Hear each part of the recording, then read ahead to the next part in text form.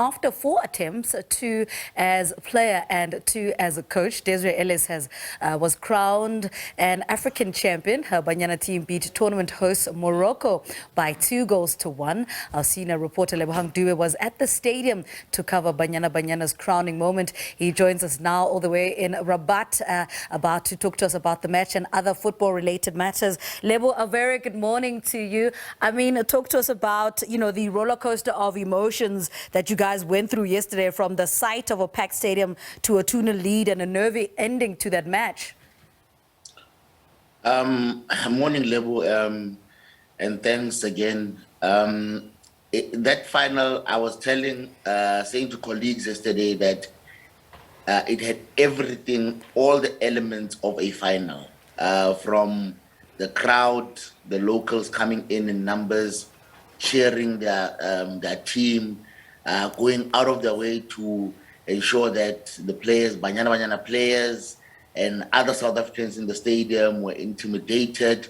They brought a vibrant experience. I mean, that is the type of experience you'd find Wydad playing against the Raja Casablanca, the Moroccan derbies, and that is what is needed in women's football. But just going into the match again, I think the way Banyana Banyana played, they had actually prepared very well.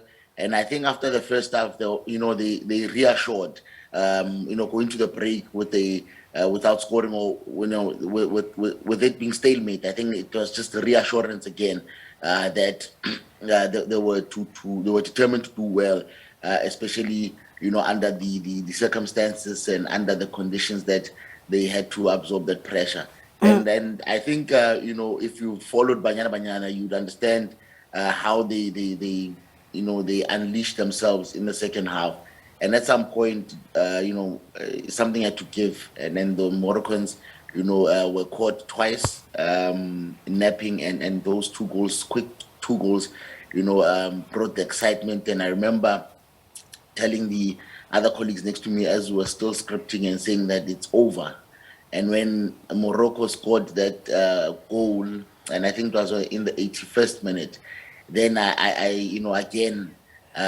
became a bit nervous. But I looked at the time, and when the referee, they added 9 minutes again. I mean, there was a huge roar in the stadium. People were surprised where the 9 minutes come from. But it was quite exciting and interesting. I can imagine all the nerves at that time. And I mean, for all the criticism leveled at SAFA, a good chunk of these players have played at, at under 17 and under 20 World Cups. Now they are called African champions. I mean, let's talk about, have we just maybe stumbled upon a golden generation? This is the golden generation. But again, if you look at Banyana Banyana's progression, I mean, even if you go back to 1995, I think everyone that has been involved in women's football since then, when it was established in the country, this is their success. They've been moments, highs and lows. But this team, I think one good thing that SAFA needs to be credited with here is ensuring that there was consistency in the team, ensuring that the coach remained the same. She was able to keep the same technical team. But if you look again at the type of coaches that were brought in even before she came in, the likes of Vera Pau, to try and strengthen the team as well. Before then, coaching Kwanzaa.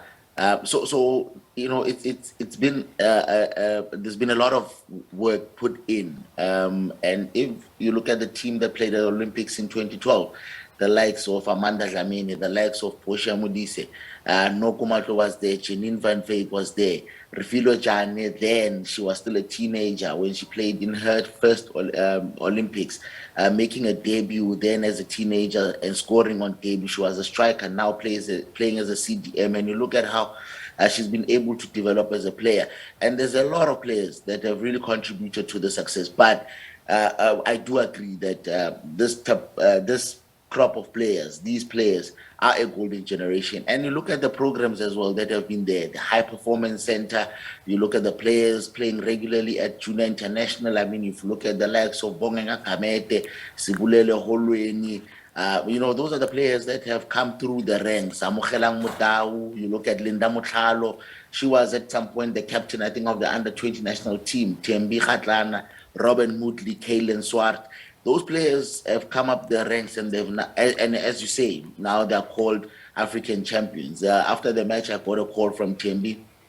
We know that she's recovering, and she was saying that the next time I greet her or refer to her, I must refer to her as an African champion. So and that is the excitement. But she knows that they've really put in a lot of hard work, and I think what the program that was set by SAFA and the team, including Desiree Ellis, over the last couple of years, it has worked. And perhaps this is what should be adopted, by the other national teams within SAFA. And we saw, the high standard in the tournament, the European version of the tournament, and we've got the 4 African teams that are heading there in New Zealand and Australia next year. Do you think these teams will represent the continent very well? Well, funny enough, when I spoke to Danny Jordan hours before the final, and I said to him, he was speaking about how SAFA, and federations would need to support their respective teams that have qualified. And I said to him that isn't it time that perhaps CAF also contributed, because it's proven that where there are enough resources, where there is pumping of investment, those countries generally do well. And we've seen with the men's football on the continent, where governments, sponsoring, pumping in money, investing in football, investing in sports. And if you look at Morocco as well, generally all sporting codes are supported. But the point is that CAF, and he said that in 2018 he was in a meeting where CAF had taken a decision to support the countries that had qualified, the men's teams that had qualified for the Russia edition. And he is sure that perhaps this time around as well, the teams that will be going to the World Cup will be supported, especially with the current president, Patrice Motsepe, who understands investment and the benefits of it. All right, Lebohang Dube, thank you so much for talking to us. Thank you for the good job you did in Rabat for the SABC News last night at the final of WAFCON.